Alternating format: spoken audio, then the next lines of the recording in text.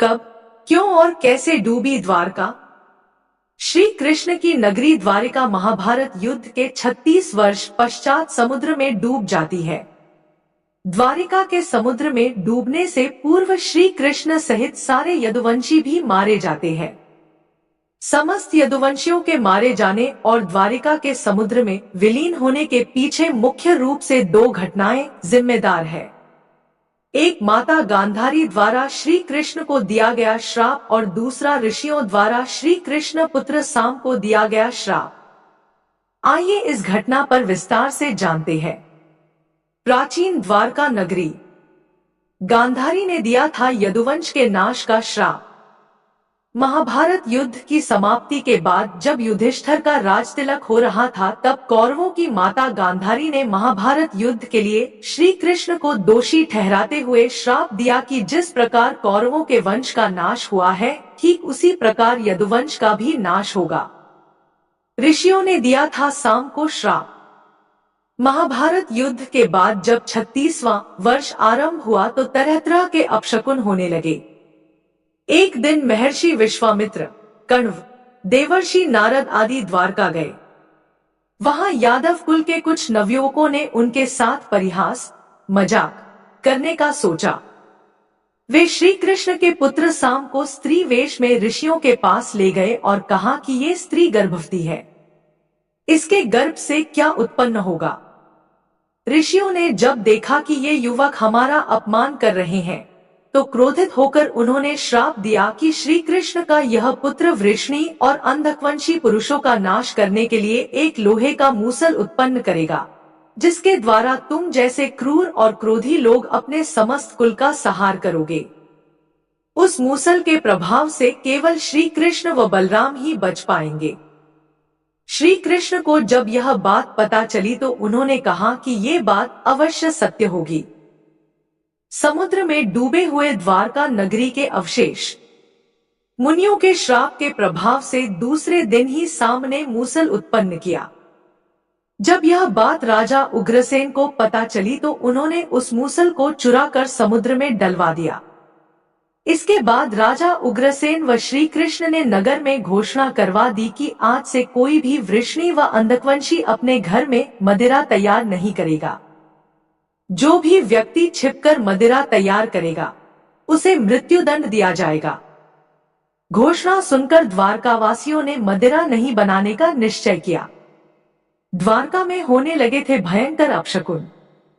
इसके बाद द्वारका में भयंकर अपशकुन होने लगे। प्रतिदिन आंधी चलने लगी। चूहे इतने बढ़ गए कि मार्गों पर मनुष्यों से ज्यादा दिखाई देने लगे। वे रात में सोए हुए मनुष्यों के बाल और नाखून कुतरकर खा जाया करते थे। सारस उल्लुओं की और बकरे गीदड़ों की आवाज निकालने लगे। गायों के पेट से गधे, कुत्तियों से बिलाव और नेवलियों के गर्भ से चूहे पैदा होने लगे। उस समय यदुवंशियों को पाप करते शर्म नहीं आती थी। अंधकवंशियों के हाथों मारे गए थे प्रद्युम्न।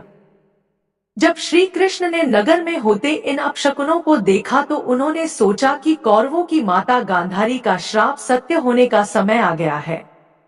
इन अपशकुनों को देखकर तथा पक्ष के 13वें दिन अमावस्या का संयोग जानकर श्री कृष्ण काल की अवस्था पर विचार करने लगे। उन्होंने देखा कि इस समय वैसा ही योग बन रहा है जैसा महाभारत के युद्ध के समय बना था। गांधारी के श्राप को सत्य करने के उद्देश्य से श्री कृष्ण ने यदुवंशियों को तीर्थ यात्रा करने की आज्ञा दी। श्री कृष्ण की आज्ञा से सभी राजवंशी समुद्र के तट पर प्रभास तीर्थ आकर निवास करने लगे। प्रभास तीर्थ में रहते हुए एक दिन जब अंधक व वृष्णि वंशी आपस में बात कर रहे थे, तभी सात्यकी ने आवेश में आकर कृतवर्मा का उपहास और अनादर कर दिया। कृतवर्मा ने भी कुछ ऐसे शब्द कहे कि सात्यकी को क्रोध आ गया और उसने कृतवर्मा का वध कर दिया। यह देख अंधकवंशियों ने सात्यकी को घेर लिया और हमला कर दिया। सात्यकी को अकेला देख श्री कृष्ण के पुत्र प्रद्युम्न उसे बचाने दौड़े। सात्यकी और प्रद्युम्न अकेले ही अंधकवंशियों से भिड़ गए। परंतु संख्या में अधिक होने के कारण वे अंधकवंशियों को पराजित नहीं कर पाए और अंत में उनके हाथों मारे गए। यदुवंशियों के नाश के बाद अर्जुन को बुलवाया था श्री कृष्ण ने। अपने पुत्र और सात्यकी की मृत्यु से क्रोधित होकर श्री कृष्ण ने एक मुट्ठी एर का घास उखाड़ ली। हाथ में आते ही वह घास वज्र के समान भयंकर लोहे का मूसल बन गई। उस मूसल से श्री कृष्ण सभी का वध करने लगे। जो कोई भी वह घास उखाड़ता वह भयंकर मूसल में बदल जाती। ऐसा ऋषियों के श्राप के कारण हुआ था। उन मूसलों के एक ही प्रहार से प्राण निकल जाते थे। उस समय काल के प्रभाव से अंधक, भोज, शिनी और वृष्णि वंश के वीर मूसलों से एक दूसरे का वध करने लगे। यदुवंशी भी आपस में लड़ते हुए मरने लगे। श्री कृष्ण के देखते ही देखते साम, चारुदेशन, अनिरुद्ध और गद की मृत्यु हो गई। फिर तो श्री कृष्ण और भी क्रोधित हो गए और उन्होंने शेष बचे सभी वीरों का संहार कर डाला। अंत में केवल दारुक, श्री कृष्ण के सारथी, ही शेष बचे थे। श्री कृष्ण ने दारुक से कहा कि तुम तुरंत हस्तिनापुर जाओ और अर्जुन को पूरी घटना बताकर द्वारका ले आओ। दारुक ने ऐसा ही किया। इसके बाद श्री कृष्ण बलराम को उसी स्थान पर रहने का कहकर द्वारका लौट आए। बलराम जी के स्वधाम गमन के बाद ये किया श्री कृष्ण ने। द्वारका आकर श्री कृष्ण ने पूरी घटना अपने पिता वसुदेव जी को बता दी। यदुवंशियों के संहार की बात जानकर उन्हें भी बहुत दुख हुआ। श्री कृष्ण ने वसुदेव जी से कहा कि आप अर्जुन के आने तक स्त्रियों की रक्षा करें।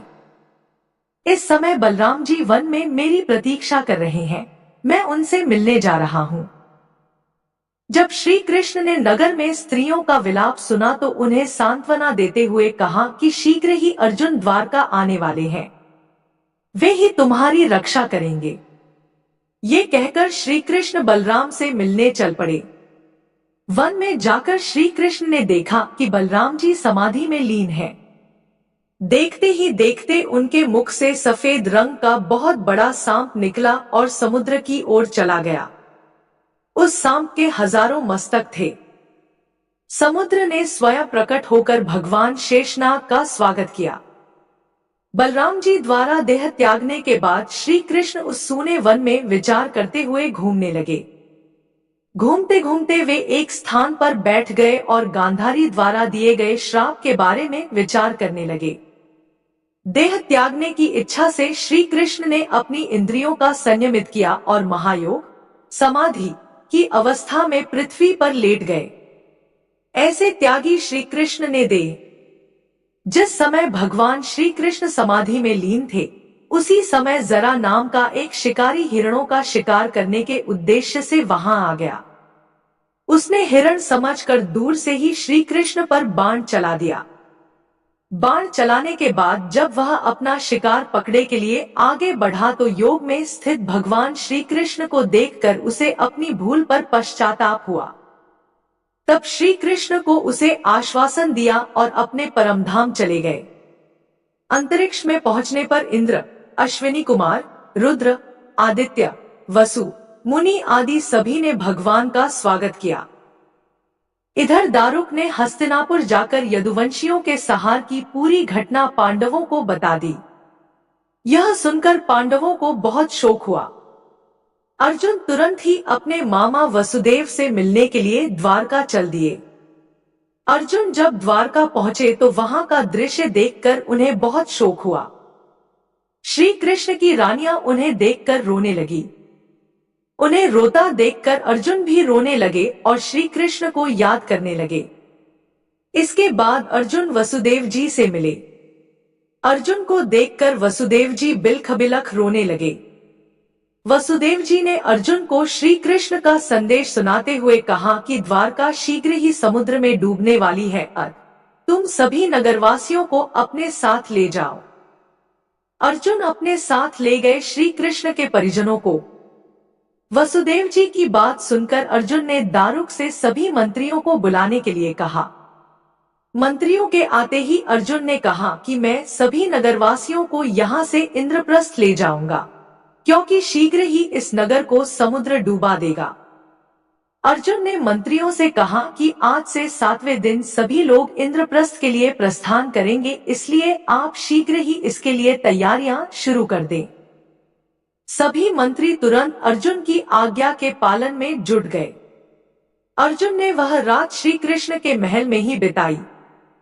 अगली सुबह श्री कृष्ण के पिता वसुदेव जी ने प्राण त्याग दिए।